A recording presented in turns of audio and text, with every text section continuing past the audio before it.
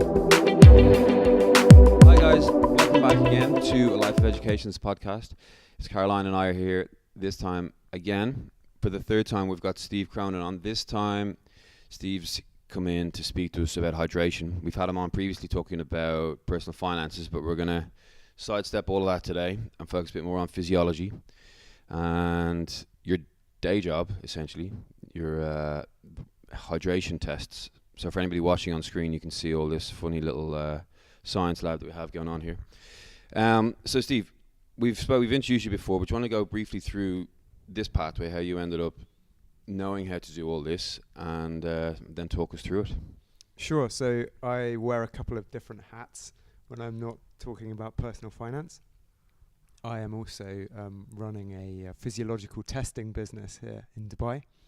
And the background is I studied physiology and psychology at Cambridge, and I really, after over a decade in banking, I really missed the science side of things. And so I got back into that around 2010.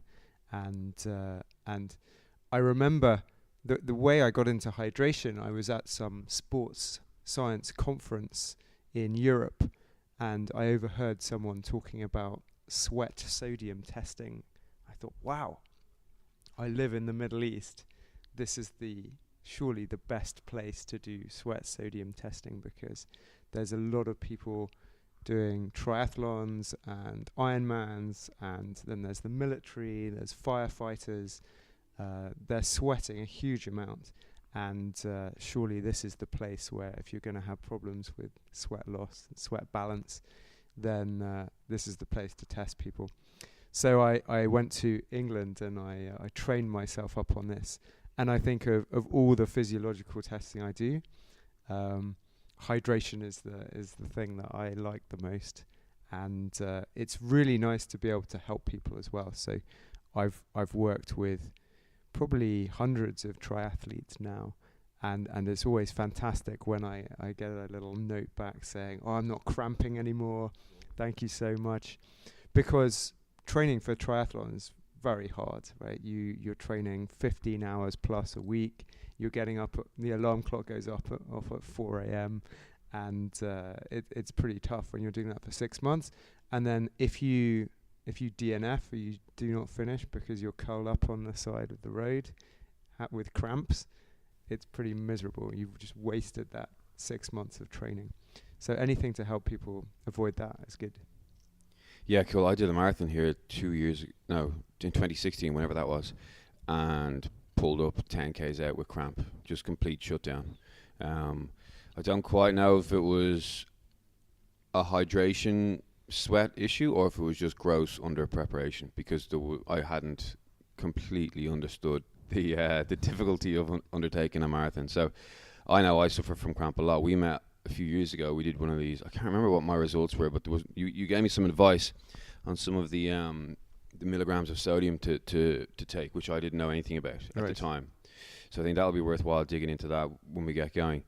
When you talk about the triathletes, like, do you see a difference here between the athletes here and the athletes in other countries in their sweat and in the effect that sweat has on their performance?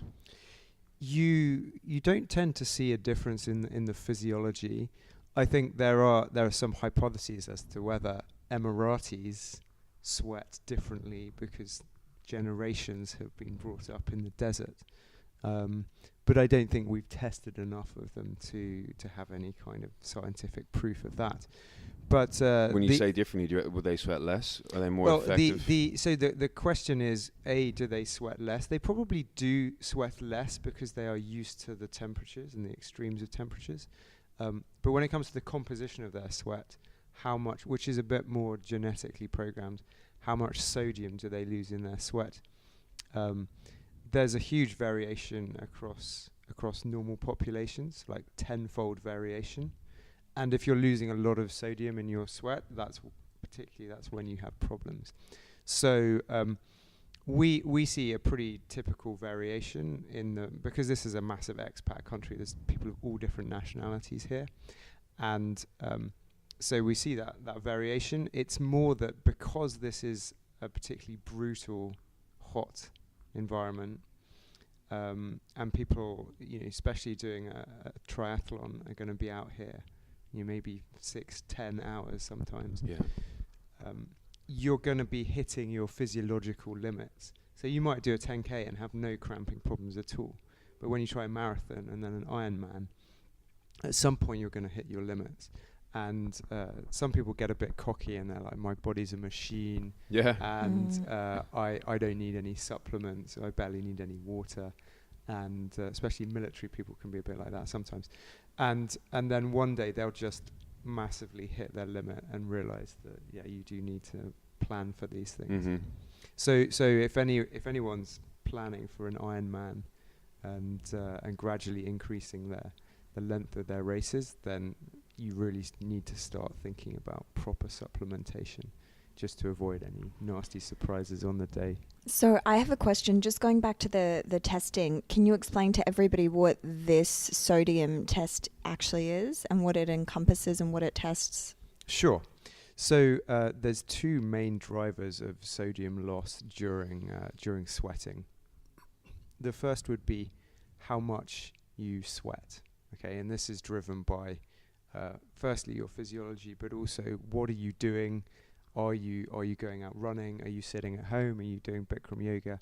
And then also, are you used to being in very hot temperatures? What's the temperature outside? So all that affects your sweat rate. And you can do a sweat rate test very easily. You would weigh yourself in the morning, let's say before doing 1 hour of exercise, and then weigh yourself immediately after.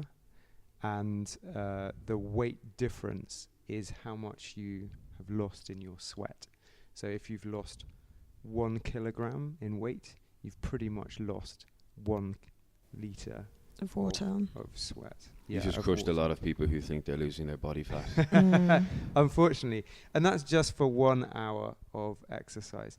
If you measure it for longer, then other confounding factors start to come in, because you're depleting the glycogen out of your muscles and other things. So if you exercise for a longer period of time, then it's not just so much about sweat I loss. see. But if it's a 1 hour study, and you should do that under lots of different conditions, like morning, evening, hot, running, cycling, even swimming, that shows you what your sweat loss rate is. And that's a useful thing to know. So if you had 1 liter, if you had 1 kilo difference, your sweat loss rate is 1 liter per hour. Exactly. Gotcha. Because 1 liter weighs 1 kilogram. Sure, yeah. Now, if you've drunk a liter of water as well, then and you've lost 1 kilo in weight, then you've effectively lost 2 kilos of sweat. So you need to track your water intake as well.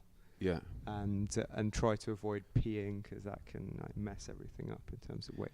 So just keep it nice and simple.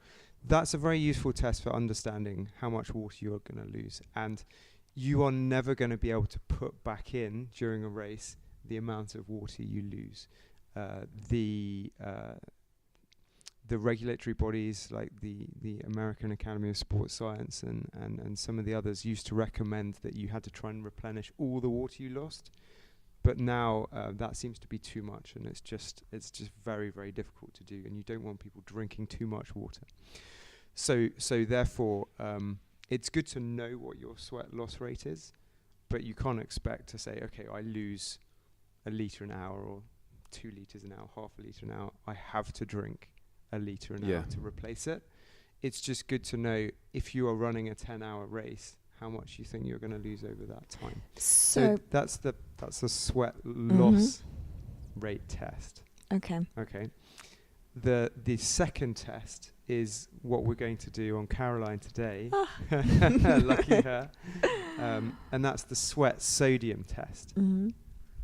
So if you think of it as two dimensions, you can have For those people listening, I just started drinking loads of water. Honestly, it's talking about hydration makes you really thirsty. I get the same thing. I'll probably be having a glass of water myself. So there's 2 dimensions to sweat sodium loss. There's how much you sweat and how salty your sweat is. So we've talked about how to measure how much you sweat. We're now going to measure how salty your sweat is. And as I said, there's like a 10-fold variation between different people, which is huge range. And if you lose a lot of salt in your sweat, so your sweat is very salty, and you sweat a lot, and you do triathlons, you're going to have problems, probably, and you should be really thinking very carefully about your supplementation with electrolytes. If you're not so salty, it doesn't matter so much, but you might still be sensitive to cramping. The thing about cramping is it is a bit mysterious, and no scientist will say we have definitively pinned down what causes cramping. There does seem to be an element of muscle fatigue. There does seem to be an element of dehydration and sodium loss. There may be some other electrolytes involved as well, but primarily I focus on sodium loss. So people who find that they get cramps, especially later on in the races, where they just start to get twingy, and then over time it just gets worse and worse and worse and builds up. They are often the people who have sodium-related problems. That's what I would experience. Yeah, and the good news is that they are the people who can usually be cured, either complete prevention, so they're supplementing enough they don't get hit during the race by cramps, or one of the miracles of taking sodium is that you can just blast your cramp, and after 5 minutes of being curled up on the side of the road, if you take a couple of strong sodium tablets, Really, it's that quick. you can, 'cause the body absorbs sodium very, very quickly and very efficiently. You can be up and running again and steaming past the person who gave you the electrolytes on the side of the road. One thing you mentioned, there may be some other electrolytes to consider. What else is considered an electrolyte? So the main ones would be sodium, potassium, magnesium, and calcium. Okay. We focus on sodium because it's the one that you can deplete your body's reserves of the fastest. So if you look at a typical recommended daily allowance of sodium is about 4,000 milligrams, and the average person loses about 1,000 milligrams of sodium per litre of sweat. So that means that if you lost a litre per hour of sweat and you ran for 4 hours, you could completely deplete your recommended daily allowance of sodium. Right. And the body's not that good at storing sodium, so it can store it for about 24 hours. Where does it store it, if that's not a too big a question? Yeah, well, that's a good question. So we are, to go all the way back from an evolutionary perspective, we are descended from fish that lived in the sea, which is a hugely salty environment. And to move into fresh water and to move onto the land, we had amphibians, reptiles. We had to recreate this salty environment inside of ourselves. So our blood is actually very, very salty. It has about 3,200 milligrams per litre of sweat. I mean, it's per litre. So it is very salty. And so there's a lot of sodium in your blood anyway. And we have 3 different fluid compartments in our body. So we have intracellular, inside the cells, and then we have extracellular, which is the fluid bathing the cells and the tissues, and then we have the blood.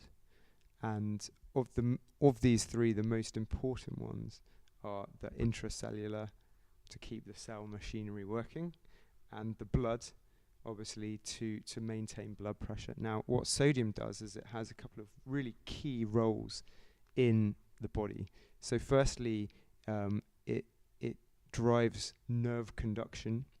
So when your brain is telling your muscles and your legs to start running, it's changes in sodium all the way down the nerve, all the way down to the muscle that is passing on that message to force that muscle to contract. And that's why when you get low sodium problems, it seems like you start to get problems with that nerve transmission, and that can interfere with cramps. The second aspect is that sodium controls blood pressure and blood volume and fluid volume in the body. And blood pressure and blood fluid volume is obviously really crucial to maintain during exercise. And so your sodium levels will dictate how much fluid you have in your blood, and the sodium also follows the water when you are excreting through the kidneys. If you go on a night out on the town and you're drinking a lot of alcoholic drinks, or even just drinking a lot of water, you're going to flush that sodium through your kidneys. It's going to be excreted in your urine, and then it's going to contribute to your dehydration and your hangover the next day. And that's partly why we get these big cravings for salty foods when you're drunk, is because you're trying to replenish the sodium that you've lost when you've peed it all out.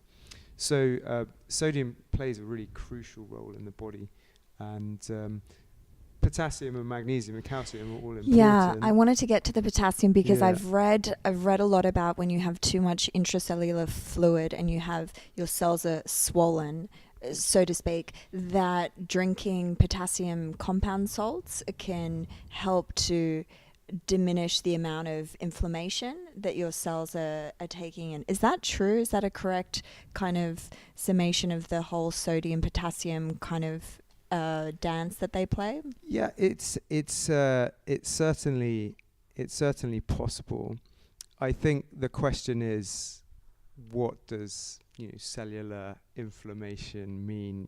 like where are you storing like excess water in your I cells think and around your in cells? relation to what I was reading, it had to do with healing, and predominantly talking about that most of our chronic problems come from inflammation, and diminishing the body's inflammatory response, or can diminish that. Does that make sense? I'm not really adequately Sure. versed in this to talk a lot about it, but it's something that I've read and something that I found quite interesting.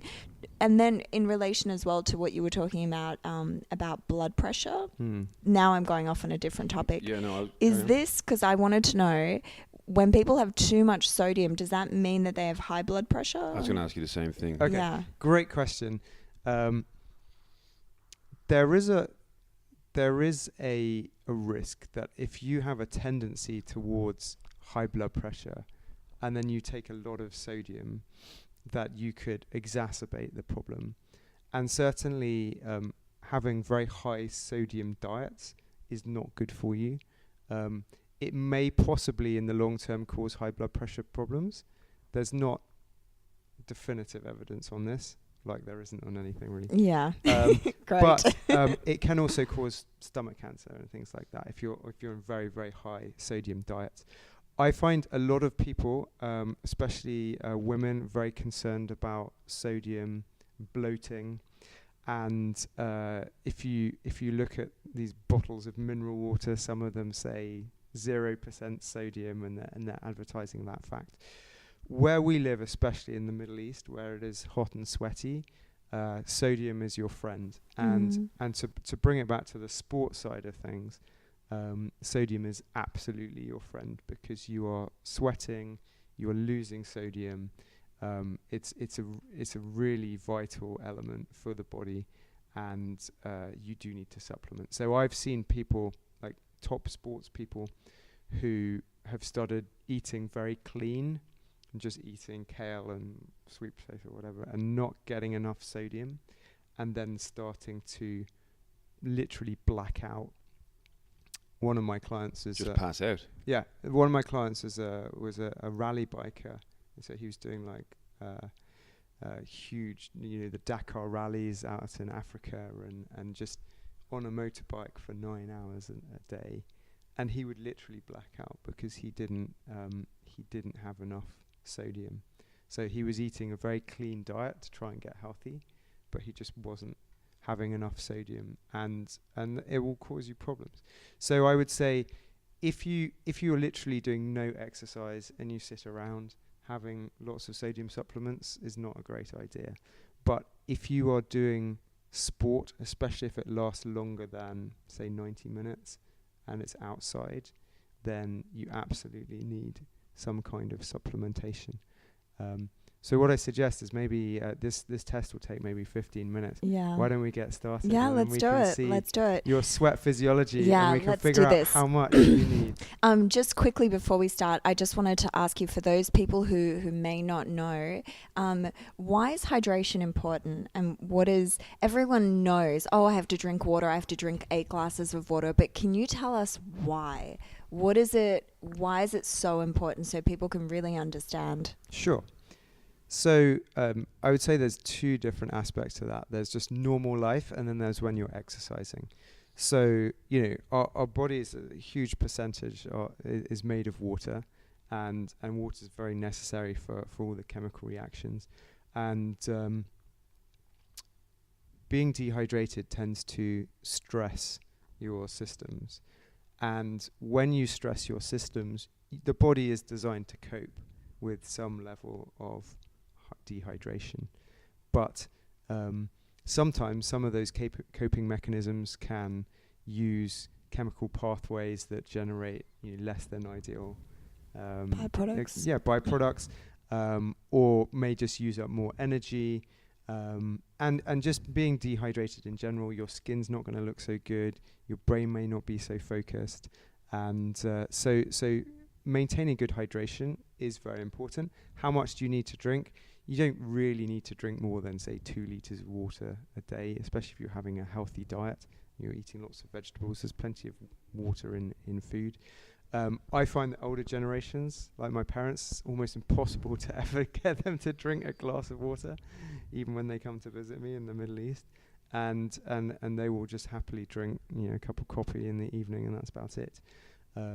But definitely, if you want to have a healthy life, then water is very important. When you are exercising, water becomes even more important, because while a bit of dehydration is okay, you don't want to be super dehydrated, and you don't want to start exercise being dehydrated. That's very important. If you start being dehydrated, and then you start exercising, it's almost impossible to get enough water into you during exercise to rehydrate yourself and kind of almost get back to your baseline.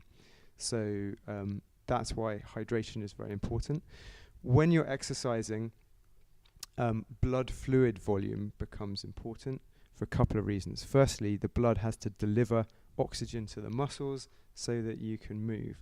If you have a nice big blood fluid volume, then there's plenty of blood that can be pumped to your muscles, and it can deliver oxygen. If you start to have blood volume problems, your body will ruthlessly prioritize where it's going to send the blood and where it's going to send the oxygen, and it will send it to the brain, it will send it to the lungs. Muscles, not important. Yeah. And you will literally stop or fall over. The other aspect of having a nice big blood fluid volume is that the blood can then be pumped to your extremities and to your skin, and then you can cool down through evaporation and through sweating. If you get dehydrated, there's not enough blood to send it through to the skin, and so again the body will prioritize the key organs, but you will lose a major ability to cool down. And actually we've seen firefighters who get dehydrated, their body temperature can go up very rapidly and dangerously, because we're losing one of the main mechanisms for cooling down. So that's why I didn't know that. So essentially hydration's you get more dehydrated exponentially. The more dehydrated you get, the rate goes up, because your blood can't get to the surface of your skin. Yep. To then get rid of the heat, Yep. so the body retains the heat. Yep. And they get more dehydrated. Yeah, so your body temperature will go up very Yeah. high, and the body is pretty good at maintaining its levels up to a certain capability, and then if you push past that, then things start getting very badly wrong. So if you drink far too much water, or you drink not nearly enough water, then you're going to get into real problems. Now, let's be clear: doing a marathon or doing an Ironman is an extreme situation for the human body. Yeah. And therefore you're much more likely to come across these situations where you just push beyond your body's capability to maintain everything in the right. For me, when I'm running like that situation. and I get super hot, because you training during the summer here quite early in the morning, my brain just shuts down. I just get a headache, I get dizzy, and that's my signs of dehydration first and foremost. When it's just super hot, my brain just, I feel like hungover. Just throbbing, dizzy. My pace slows down. I'm like, oh, I need to stop. This is just, I'm getting no overload through my legs. I just need to stop and go home. You have to understand what your body is telling you. That's the most important thing. And that's the point of training, whether you're just drinking water or you're taking supplements, is to test out how you feel and learn to read what your body's telling you. So if you're getting headaches, or if you're starting to get headaches, you're starting to get a bit crampy, then you know that you need to do something about it. So that's a crucial element of training. So should we do the test? Mm-hmm. Yes, absolutely. So what we're going to do with this test is we are going to put a chemical onto your skin called pilocarpine. And what this does is it triggers your sweat glands to contract. And you'll sweat in a little circle for about an hour. Oh. So it's a clever little test, and it's actually used on small babies, so you should be fine. Mm-hmm. Should be. Yeah. It's not too painful or anything like that. And it's used as the diagnostic test for cystic fibrosis, because people with cystic fibrosis, they have very, very high sodium levels, much higher than anyone in the normal range of normal humans. And so that's the test that they do on babies. And can you explain to everyone what cystic fibrosis is? Sure. So cystic fibrosis is quite a nasty disease, actually, and it's a genetic disease where you have a problem with your membranes and the ability to transport calcium across membranes. And what it leads to is a big build-up of mucus in your lungs and other problems. And over time, that can really cause you huge problems, especially with breathing. And unfortunately, people with cystic fibrosis, certainly in the past, didn't tend to live past 30, 40, 50. Oh, yeah. I thought it was much younger in the past, and they're getting to that age now. It's getting better all the time, and there are potentially gene therapies and other things that can help, but it's still a difficult disease to manage, because in other respects you're totally fine. Like mentally, you're totally fine. So you're stuck with a slightly defective pair of lungs, but you can diagnose it with this test, and then the company that I work with that developed this test, it's called Precision Hydration, and they've repurposed this test for the sports community. And so let's get started, and then I'll tell you the story of that. All right. So what do you need? Do you need me to hold that mic for you? I'll just hold it there, and you can sort of explain what you're doing. I'll keep an eye on. And then just speak as loud as you can, Steve. Yeah, so you can tell everyone who's just listening what's going on, what's happening. So what you've got? You got a red circle. So what we're doing here is we're putting the electrode on Caroline. Yeah. So there's a small little disc-shaped pad being strapped to your forearm, connected to a white wire that's going into like what looks like a 1980s scientific connected connection box. Yeah. A classic white lab plastic. Okay. I did this here's the gel. That's the pilocarpine gel, and then we're just attaching the black electrode now. So then what the red one is the magic one, or the black one is? The red one is where the sweat is going to be coming out of. Okay. I had this a few years ago, Caroline. It will just get a little bit warm Oh, on your skin. you've done this before. Yeah, me and Steve did this Very cool. 3 or 4 years ago. Is that it then? We just wait? So what was your result when you did this? I can't remember. I think I just got a middle range recommendation for the sodium. Because Steve had this 500, there's 1,000, there's 2,000 milligram tablets here. You can take that one back. I think I just had to take the 1,000 one, and then we just overdosed it because I did have a history of cramp. And is it 5, 10 and 1,500? So 2001? yeah, so the just on this test, we're going to run a small electric current through you for about 5 minutes now.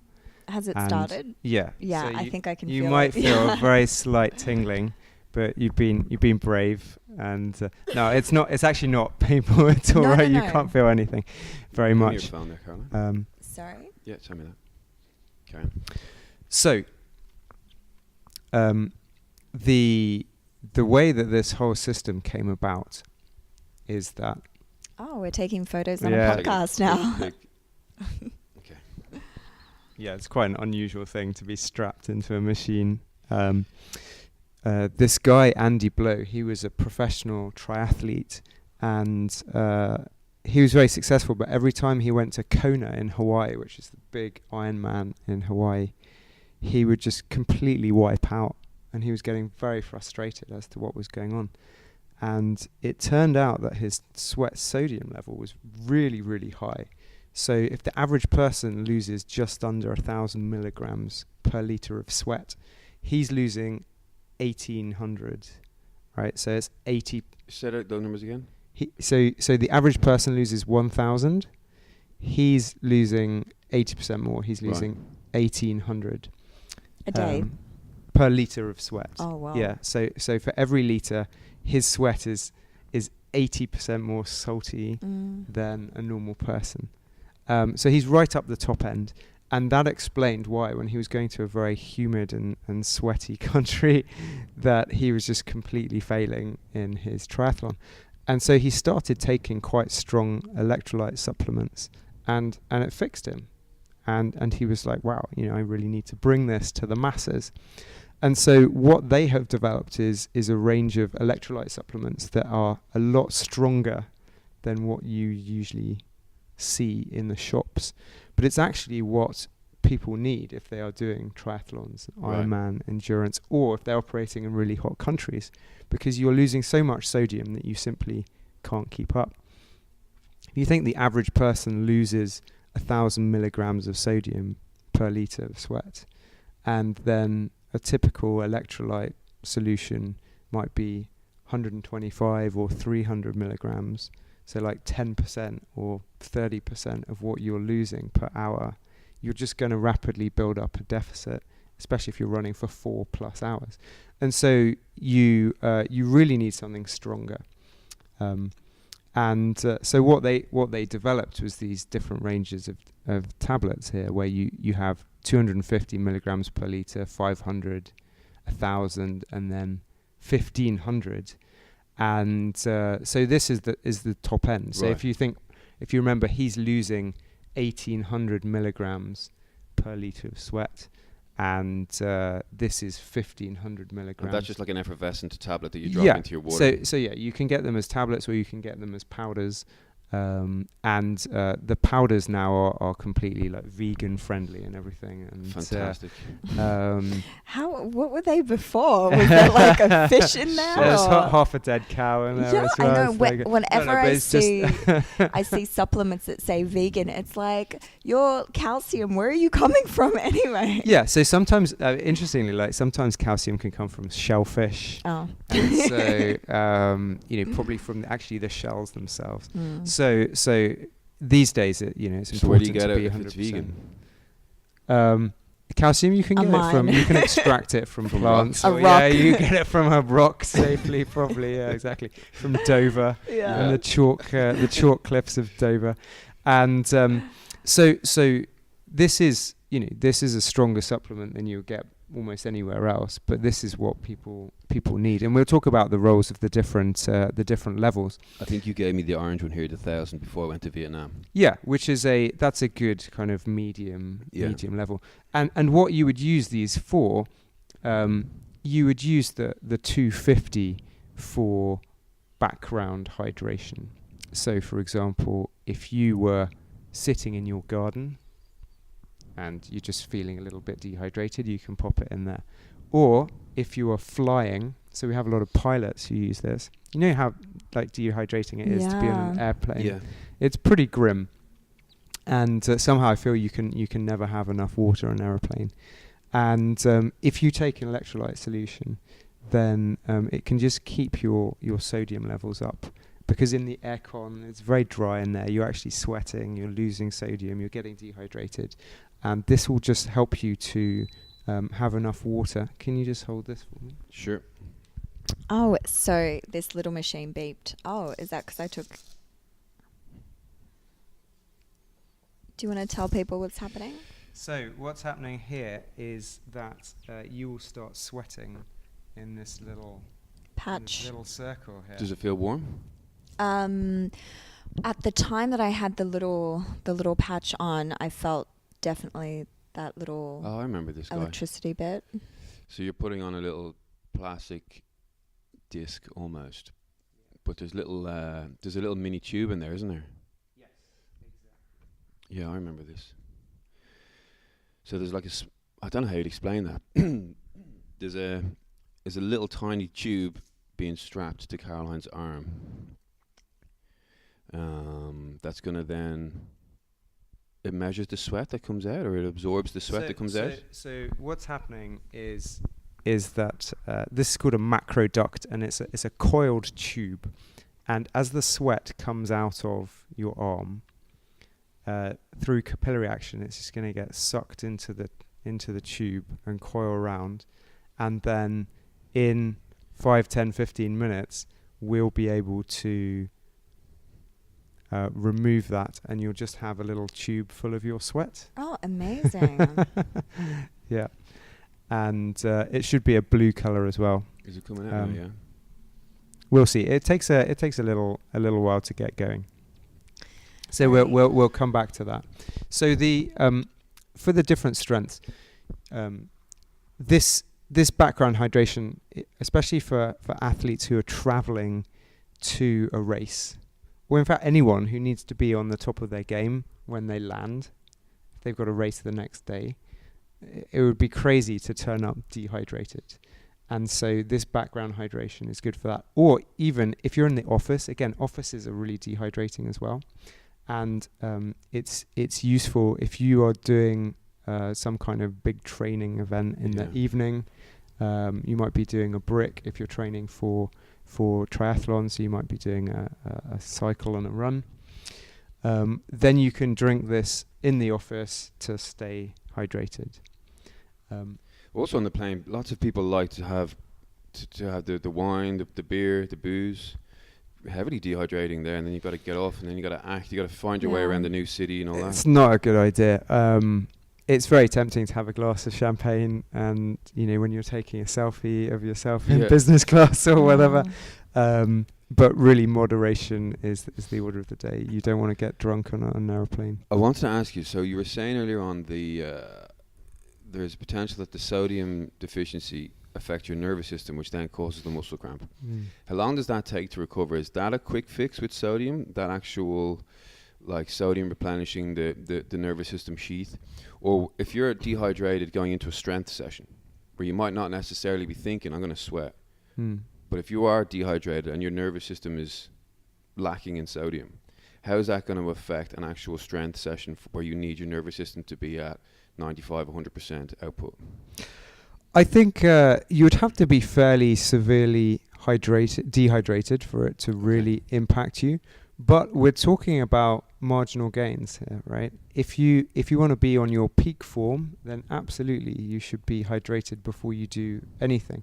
A big factor of strength and lifting is muscle fiber recruitment, and that is all done through nervous activity through the nerves. And if you can recruit muscle fibers more easily because you're properly hydrated and everything's working properly, then even better. Like, so it may not give you an advantage, but you don't want to be starting with a disadvantage. Yeah, you're working at full capacity. Yeah, exactly. Because I think people always associate hydration with just water. They just look at it as, I don't need to drink water, I don't sweat. So we're just looking at there again. It's turning blue. So I'm pleased to see that Caroline is sweating nicely, and we have a nice little blue. So now it just looks like a little blue worm coming out of the middle of the disc and going Exactly. around the circle. Well, it's about the size of a £2 coin on your forearm. For anybody who knows a coin. Exactly. So this is for background hydration. The next two would be for a kind of go-to training hydration, depending on how salty your sweat is and what your activities are. So the 500, again, that's quite useful if you were going on holiday in Sri Lanka and it's a bit sweaty and you're going on a little trek. It's quite useful for that. Or if you are working in the gym, or if you're doing Bikram yoga, you could take this solution. You don't want to be taking a sodium solution that is stronger than you need, and that's why we do this test. I would never say, everybody take the strongest strength, because there's no point in over supplementing. And is there any ill effect of that if you didn't know, or if you got it wrong? If they only had one on the shelf and you needed to buy something? No, not really. It's just, over super long term, if you were taking far too many of those tablets, I'm talking like crazy levels, then you're not going to feel great. The biggest thing that's going to happen is that if you literally took 6 of those top level tablets immediately, so you're getting close to seawater in terms of sodium concentration, then you're going to feel about as good as if you drank some seawater, right? I.e., you might be sick, you might have an upset stomach, but nothing else is going to be that bad. It's just not going to taste good. You're not going to feel good. But you would never consciously take that number of tablets. How many milligrams of sodium are in seawater? It's you're testing me now. It's very high. It's above the blood level. So it's I would say it's about 3,500-4,000 milligrams. Okay, but it could easily be above that. When you watch those movies and people are always saying, when you're dehydrated, don't drink seawater. That's obviously real. Yeah, absolutely real. Okay. Yeah, because it will just put too much sodium into your body system, and of course, too much sodium. If you eat a really salty burger or something, salty fries, you get thirsty because you want that liquid. And you want the water to dilute the sodium? Yeah, exactly.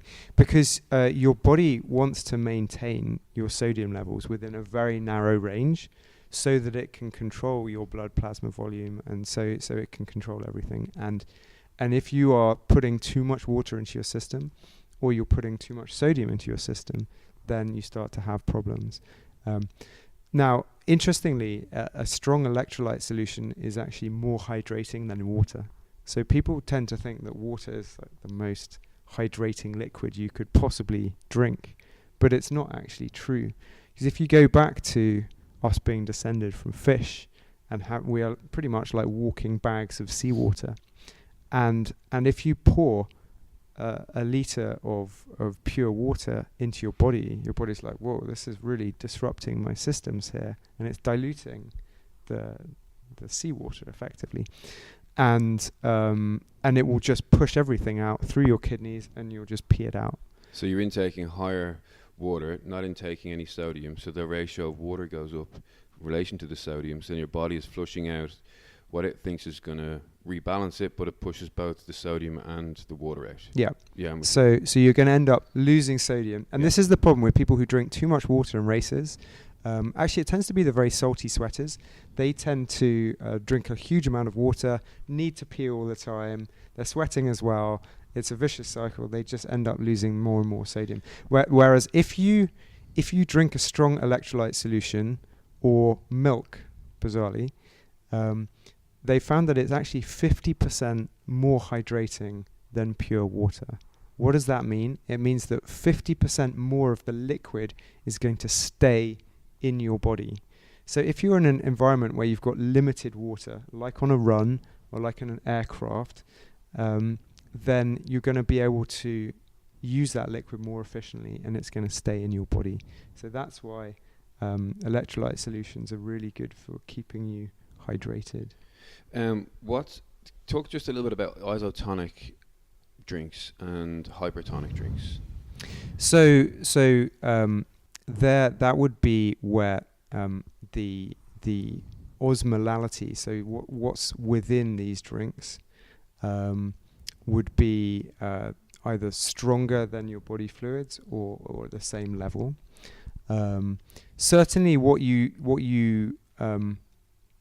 need to care about over time when you're exercising for a long period of time is that you would need to optimize your water intake, and you need to optimize your electrolyte intake, like your sodium, and you need to optimize your carb intake. Now, ideally, you want to manage all three of those things separately to have because everybody's a little bit different in their physiology.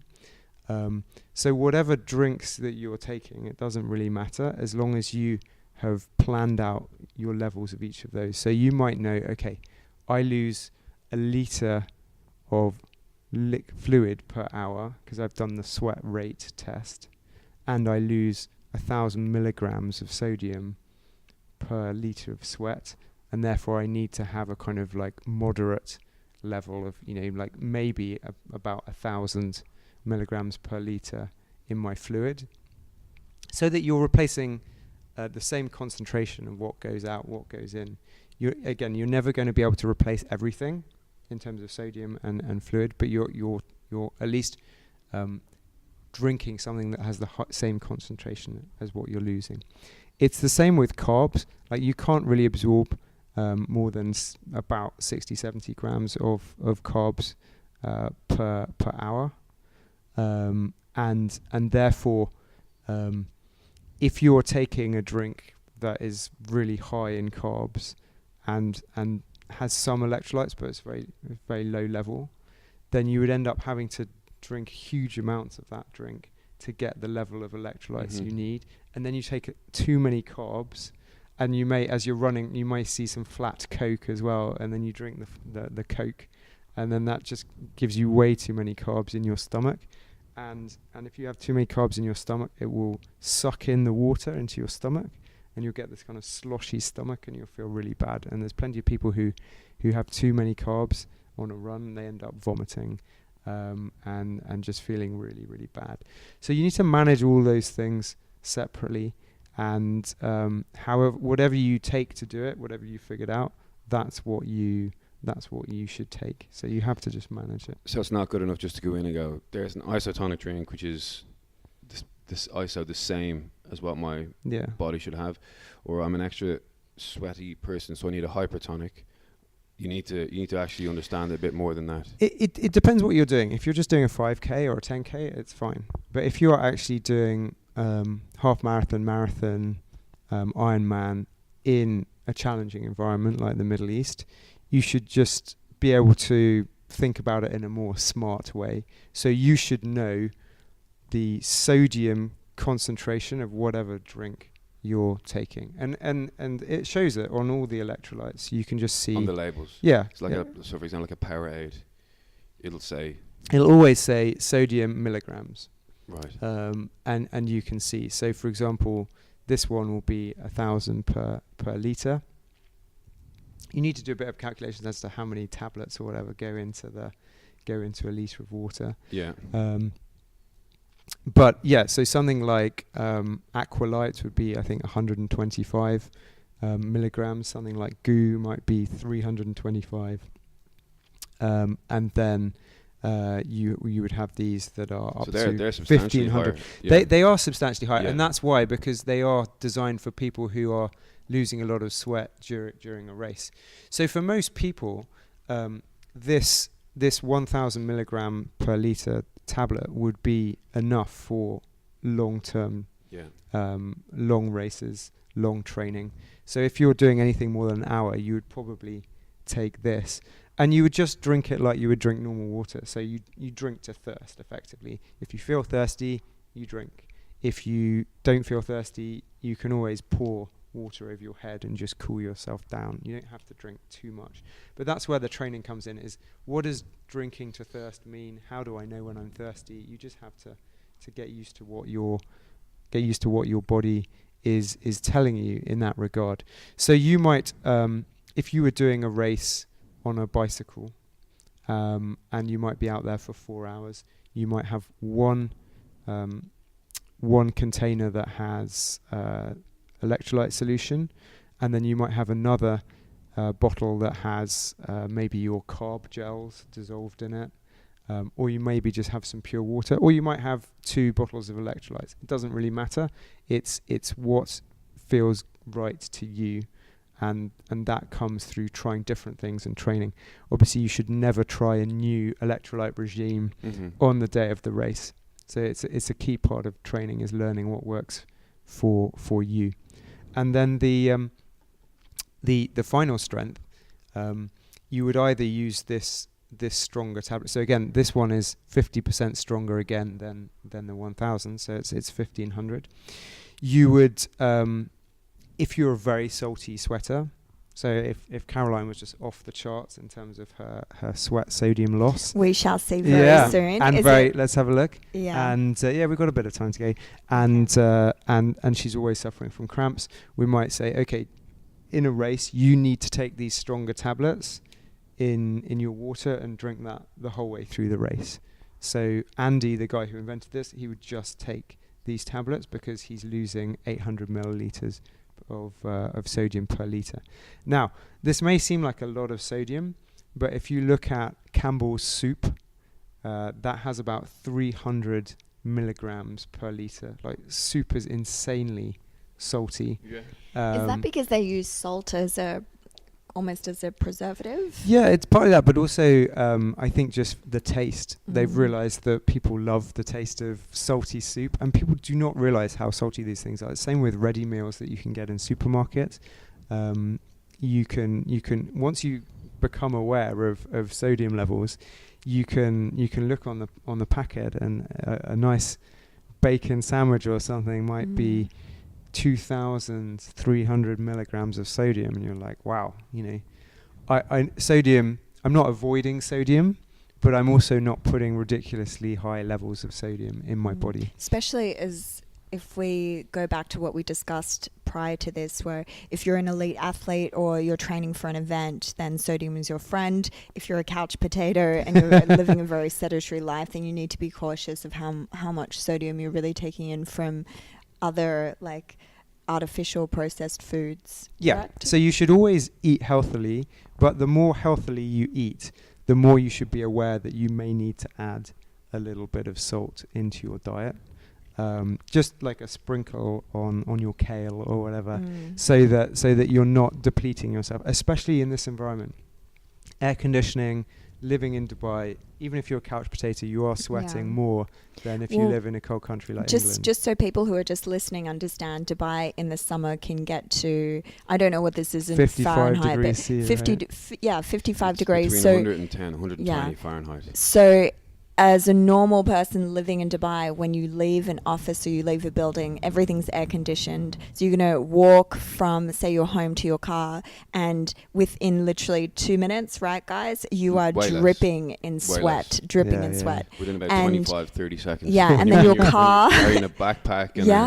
And your car, like, you get into your car and it's boiling hot, and you turn on the AC, and 5 minutes later and you're dripping in sweat. Yeah, your brow is sweating, and your pores are open. I remember when I first moved here, I thought that I was living on one end of JBR, Jumeirah Beach Residence, and working on the other end, and it's like a 1.5K walk, and I was like, yeah, I can do this to work in the middle of the summer. And I remember getting 1.5 Ks later, walking at a really slow pace, and every inch of my clothing was damp was so wet because it's like 45, 50 degrees during the day. It's really warm. So people understand when you're training for a triathlon in this type of weather, or you're running, or you're training for any type of event in the climate that makes you sweat this much, then it's really important to be mindful of that. And that probably applies to most of the Middle East in the summer and North Africa, right? Yeah, and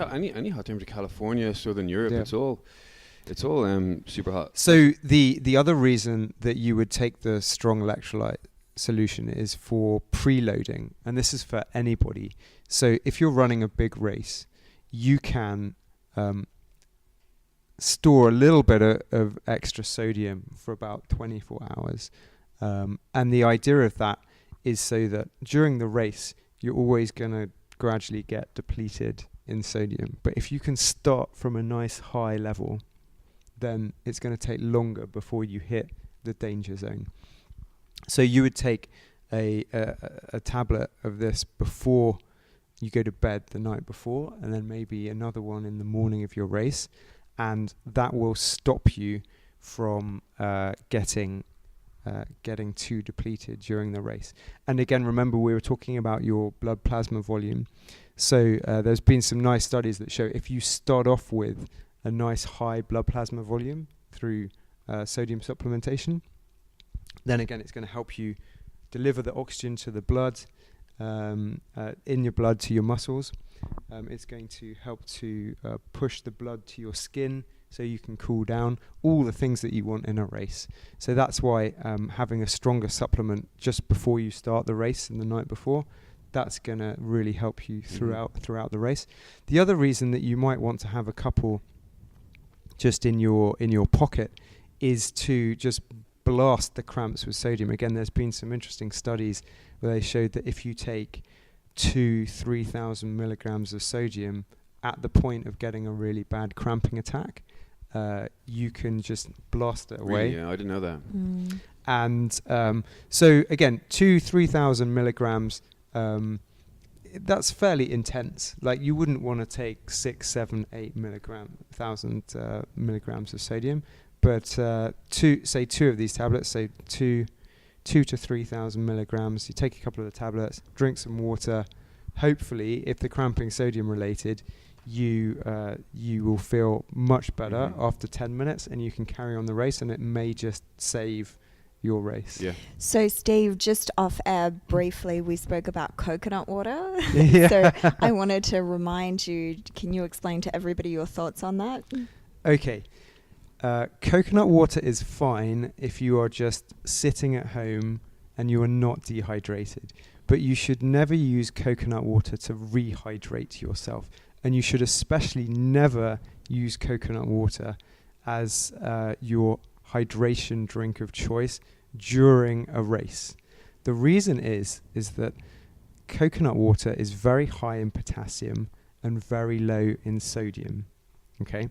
And when your body gets dehydrated, you end up being very high in potassium and very low in sodium.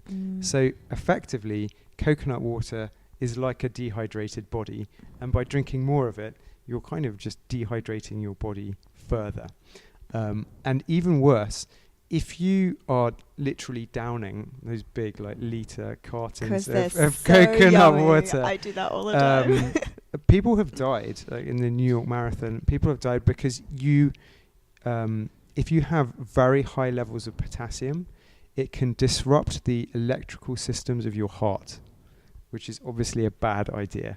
So you get something called hyperkalemia, which is just very high potassium. This is, I know, to go down a very morbid route, but this is how when you euthanize an animal, you euthanize them with potassium? Yeah, so just you don't want to be euthanizing yourself with coconut water. I wanted to be clear on that. That's how you euthanize animals? Sure, that's one way you can do it. So you really don't want to have too high levels of potassium. So I would say during a race, just don't touch coconut water. If you're out in the desert on a trip and you're sweating a lot, I wouldn't drink coconut water. If you're recovering from a race, and again, hydration is really important after the race, then don't drink coconut water. Okay, so my next Can I just question check? is, briefly, you said before that some of the other electrolytes included potassium. Why is that then when something is too high in potassium, does it not count as an electrolyte as well? Or So the four main electrolytes, sodium, potassium, calcium, magnesium, of those, the one where you're most likely to get depleted and to sweat out your whole recommended daily allowance of that electrolyte is sodium, because it could happen within 4 hours of exercise, or maybe even less. If you sweat out more than 1 litre an hour, then it could be less than 4 hours. The next one is calcium, where maybe in about 5 hours you could sweat that out. But if you have a healthy diet, maybe if you're a vegan, you could think, and you're doing an Ironman, you could think about some kind of supplementation if you're not drinking milk or other strong sources of calcium. If you really want to with an Ironman, you can take a calcium tablet every day in the week before the race. But when it comes to potassium and magnesium, I think you'd have to sweat out about 15 litres of potassium before you became deficient. So it's very difficult to become deficient in potassium during an Ironman. It's like 3 or 4 times harder than sodium. And that's why your potassium levels might start to really build up to dangerous levels if you were glugging coconut water. So it's just not worth it. But what you do drink after a race is very important for rehydration. So you don't feel terrible the next day. You don't have a headache. You don't feel really lethargic. So drinking an electrolyte solution immediately after the race, slowly over the course of 30 minutes, is important. What happens is that remember we were talking about the 3 fluid compartments of the body: intracellular, extracellular, and the blood. It's the extracellular compartment, which is the fluid surrounding your tissues and your cells. That's what gets sacrificed to preserve the other 2, because the other 2 are more important. So after a race, you may start peeing again, you may feel fine, but you can still be dehydrated because that extracellular compartment has been sacrificed to maintain your blood fluid volume and maintain the fluid in your cells. So if you rehydrate properly, then you can rehydrate that compartment and everything will feel good the next day. If you're rehydrating with coconut water, again, it's not really going to help. It'll help a bit, but what you really need is the sodium and the water. Interesting. And the same with yoga. Actually, it was the same with Bikram yoga. If you are doing 1-2, especially if you're an instructor, if you're doing 1-2 plus hours of very hot, sweaty yoga, you really should be taking some kind of electrolyte solution and not drinking coconut water. I think we've got enough of a sweat sample here. Amazing. Let's have a look. To test you. Should I hold that? So the little blue circle has now filled up a lot of the disc. Don't worry, I'm not going to inject you. And People get scared of needles. Steve's just pulled out a syringe, putting it into the end of the little tube, and I guess you're going to suck it out into the syringe. And what you're going to do with that once it's out of the syringe? Does it go into this machine? Yeah. So you can see this is Caroline's sweat here. We've got a lovely sample of sweat which you can take away and keep for later. So just cutting the bottom of the line, so now it's free of the disc, and then that goes. How's that, Caroline? Yeah, good. It's fine. Oh yeah, it is. Look how sweaty that is. Grab the mic there. Wow. Grab the microphone Yeah, very sweaty. on that little circle. Yeah, on this, like I can feel it. So for starters, it's red. I've got a red little circle on my forearm, and then it's really moist. Yeah, you just start sweating in that one spot. Yeah, it's very bizarre. And it fills up that little tube. So Steve's just hooking it up to a little contraption there. Yeah, I'm quite curious. Yeah, I could have done with this little tips before cramping in 2016, because that was a good hour and a half of walking I ended up doing because my calves just did not work. Well, are you still thinking of doing another race with me? Yeah. Should we do something else? Now that you're all hydrated up, you know what Yes. you're ready to go. Yeah. Just give me enough warning if you're going to decide to do a marathon? Cause it's No, I think we need to start with a half marathon first, or like something. I want to do a half marathon or a baby triathlon. a baby triathlon. Yeah, baby. You're a good swimmer, eh? What used to be. I haven't swum in a really long time. Well, that's my downfall, the swimming. How's that going, Steve? Okay, so what this is doing is it's measuring the amount of sodium in your sweat in this device. So it's testing the conductivity of this solution.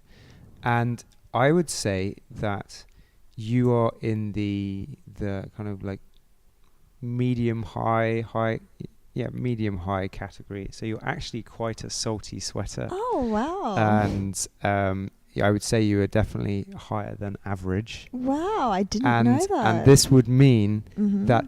Now, what does that mean?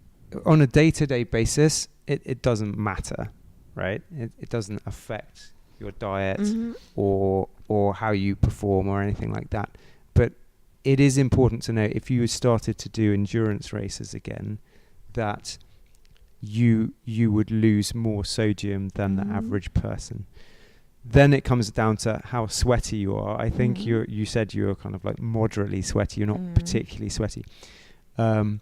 So if you were a very sweaty person and you had quite a high sweat salt concentration, then you'd need to be very careful. I think you need to be moderately careful about how much sodium you're losing, especially if you started running for like 2, 3, 4 hours. If you were doing a marathon, even a half marathon, you should make sure in these kind of hot conditions in Dubai, you should be careful about that. Now, if you just hold that for me. Yeah, I'm going to ask you a question in a second, Steve, that I know Caroline's wondering, and that's, how does this affect recovery or healing? Everything comes back to that, doesn't it? Which is a good question. It's important. So, when it comes to just general body recovery and healing from surgery, I would say this doesn't affect it. This is your sweat. This is your skin mechanisms. It's only important when you are doing long periods of exercise. It may be that on a plane or in a really dry office environment that you may find yourself getting more dehydrated, and that if you have a particularly low sodium diet, you may want to just occasionally sprinkle some Himalayan salt on things. And again, not excessive amounts, just a small sprinkle, just so that you have adequate sodium levels. But really, you're not going to notice these things until you start doing extreme distances, so like half marathon, and above. That's really, or if you were a firefighter or you were a soldier. There's still time. Yeah, I think I hear you put in your application to be a soldier, right? Oh yeah. Then onwards and upwards. Then you would need to take it seriously. But in your daily life, sitting and doing podcasts, then you don't need to worry too much about it. You don't need to change what you're doing, except if you're doing another 10K, it's always going to help make sure you're hydrated beforehand. Do have an electrolyte solution on hand. If you're doing a lot of sweaty yoga, the same. Before, during, and after, just make sure your hydration is okay. Do you suffer from cramp, Caroline? No, never. But I can do a lot of yoga and not really sweat that much. But yeah, I don't really ever have cramps. I just have other types of pain associated with my injuries, really. With all that stuff. Yeah. What else on that, Steve? So your sweat sodium concentration is about 1,300 milligrams of sodium per liter of sweat. The average person is about 950, 970. Maybe it's, so I don't really take any supplements, but on hand and ad hoc, I do take potassium compound salts. Okay. Would that affect that? It depends what concentration you're taking. Like, I think it's not going to the sweat sodium concentration is kind of genetically determined. Oh, okay, so it based doesn't- on the protein structures of your sweat glands. So it's going to be relatively constant over your lifetime. But if you were taking a lot of potassium, it may exacerbate the symptoms that you see during a long race. That's as bad as it gets. What about people who take magnesium to sleep? That's fine. So magnesium is an important electrolyte. And again, sometimes you can even absorb magnesium more effectively through your skin and have like an Epsom salts bath, magnesium sulfate, and get your magnesium that way. But again, you're going to have a pretty bad diet to be really deficient in it, and you would have to sweat a huge amount. When you say bad diet, you mean like fast food diet or vegan, vegetarian? No, fast food diet. Okay. There's plenty of plant-based sources of magnesium. You would have to sweat out a lot to be deficient in magnesium through sweating. It's only really sodium that you're gonna become deficient in because you're sweating, and that's therefore the one that you have to really focus on supplementation when you are doing something sweaty like running for 4+ hours. So for you, I would say you would take a kind of like I'm orange. You would take the 1,000 milligram tablet. So when we do our when you're race racing. next. I have a bunch of them. Okay, amazing. And then you could take the stronger tablet for preloading the night before. But again, if you're just doing a 10K, you can probably get away with it. Some people are very sensitive to Unless cramping. it's like 40 degrees when you're doing it. Yeah, if it's very hot and you have a tendency to cramp, and you're sweaty, and you have a high sweat sodium concentration, then you need to be really on top of your electrolyte supplementation. If you just never get cramps and you always feel fine after a 10K, you don't have to worry about it so much. It's just good practice. Again, it's marginal gains. Right? It's how the British cycling team did so well. Is it's just the aggregation of marginal gains, 1%, 1%, 1%, 1%, and therefore making sure that you are properly hydrated the day before the race and the morning of the race, and then during the race and then after the race. It means you're going to be on peak form. Awesome. Amazing. Okay. Cool. Where can people get in touch with you for the physiology stuff? It's OmLife. Yeah, so my website is omlifeme.com. So that's omlifeme.com. And or they can go to Precision Hydration and learn more about the sweat test and the supplements. And then they can that will also lead back to me in the Middle East. Awesome. Well, that's been really brilliant to kind of learn a lot. To learn there. I didn't know a lot about that. So we'll listen back to this and take your advice. Cool. Thanks so much, Steve. Thank you. Guys. See you next time. Thanks a lot. Bye.